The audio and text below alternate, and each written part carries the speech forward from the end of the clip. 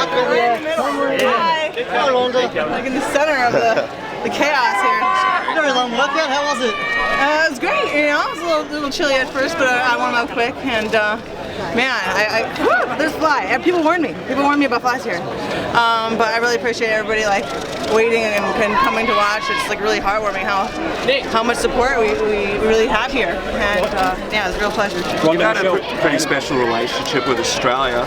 Is this just another one of those adventures that you're going to have down here? Because in your judo career, you enjoyed being down here too.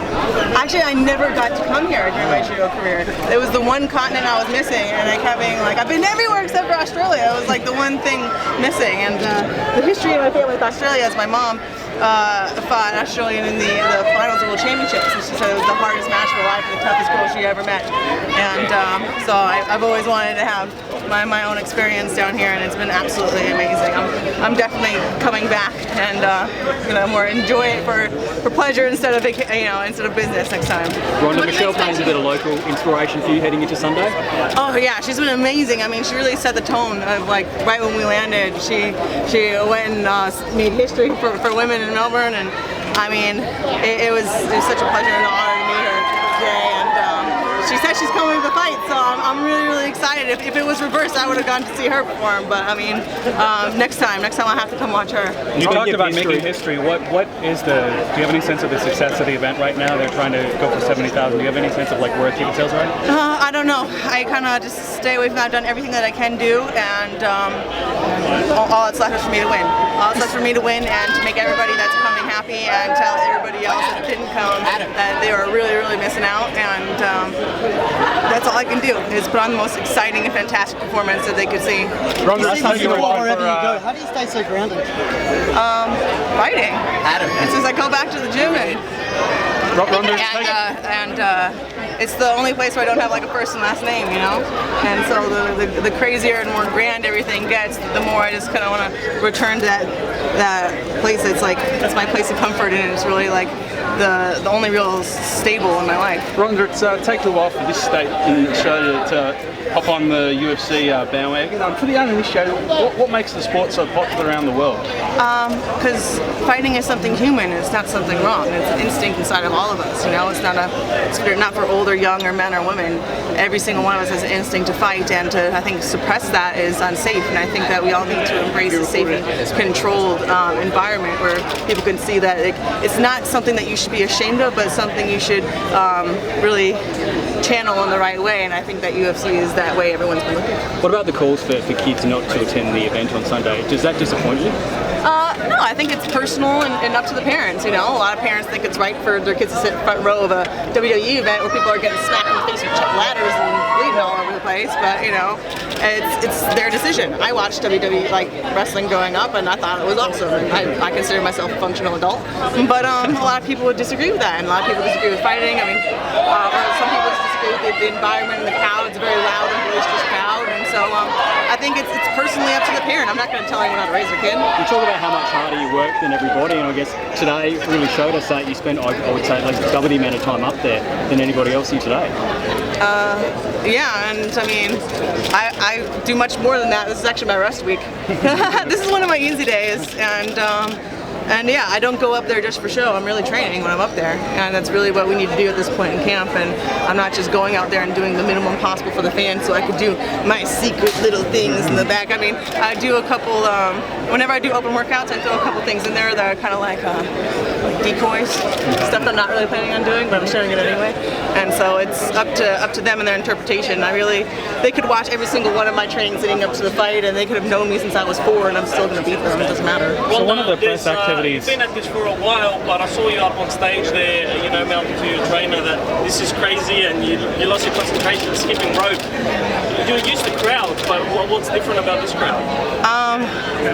And it's just so much like positivity and support. I mean, sometimes I'm like, man, I really hope I deserve this. Like, I'm trying my best to deserve it. I really am. But I mean, sometimes it's just that like, you just kind of get wrapped up in how amazing all of this is. You know, you get so focused on the fight, and it causes so much like fear and anxiety and stress in you, and you kind of like lose sight of how amazing it is sometimes. And this fight has really been an opportunity to see that. Like, I was sitting on the mats the other day, just after training, and I was like looking at the tatami and like the little ridges in the tatami and thinking about all those nights that like I slept on tatami when I was a kid, or when I was tired and my face was on and I was like imprinting the little pattern in my face, and I just started crying, and I'm like, my coach was like, what's wrong? And I was like, I love these mats, and I love the mats, and I'm like, that's why I want to win. That's why I'm better than all these girls. You think Holly Holm ever looks at a boxing ring and cries because she loves it so much? No. And that's like why I have these moments where I look out and everyone's like cheering my name, and I'm like, who are you people and why do you like me? Like, it's overwhelming sometimes, but man, I'm trying my best to appreciate it, and I'm gonna show my appreciation for them by winning in the most fantastic way possible and making them so happy that they were there to see it. Ronda, 10 years ago, could you have imagined that female martial arts athletes would have a stage like this and an opportunity like this? No, 10 years ago I was pissed off that there wasn't that, and I was still at that point where I didn't think that there was anything to do about it, that I could do about it, and it took a couple years for me to think. I used to think like, why is judo so unpopular in the US? It's so cool. Like, why is there like fishing on TV and people are like, oh, let's just sit and watch this guy catch fish, and they're all like sitting and watching that, and like no one cares about judo, you know? And I felt like it was so unfair that what I did and what I was so good at was so unappreciated, and that's proof that's changed. Ronda, do you ever feel that UFC's popularity around the world has been, I guess, assisted by boxing's decline globally, do you reckon? No, I think that they both help each other out. And I think that a resurgence of boxing would help MMA out as well, to really have combat sports, individual sports be the main focus. I really don't think that football and basketball and baseball take away from each other. You know, I think they really, they help each other out. And by having that team sport culture, and I think that combat individual sport culture is all helped out by the success of all of them. And I just think that, you know, there's generational surges in every sport, you know, and they're just in the transitional phase right now, going from the Pacquiao Mayweather to more like the Gennady and Andre Ward kind of generation now. Ronda, can you tell us again why you're so confident you'll win on Sunday? Because I work harder than everybody, and I want it more. That's it. That really is it. I mean, and I know that, like, this is what I was put on this earth to do. It really is. Like, this was a mission that was given to me. I really feel like that I have found my place and what I'm supposed to be doing, and I really feel like it's better for all of us. You know, like, this is my role for all the women in the division. You know, it helps them all out that they get to all take their turns losing to me. They'll all make a lot more money that way. After I retire and they fight each other, they're not going to make as much money being the champion when I'm gone than they are being the contenders now. And so, if anything, I feel like, you know, they'll appreciate me when I'm gone, maybe not right now, but I feel like this is my purpose and I'm fulfilling it. In one of the press activities for this fight, what? There was a press conference, a teleconference for this fight, and your line disconnected pretty early. Next in the question. Ronda, the mental game is very important to you. I can see you got hands still in your hand wraps. So how much has actually come into it? How much has actually come into preparation to the fight? The mental part is everything when it comes to the fight, and I feel like that's what really makes me stand apart.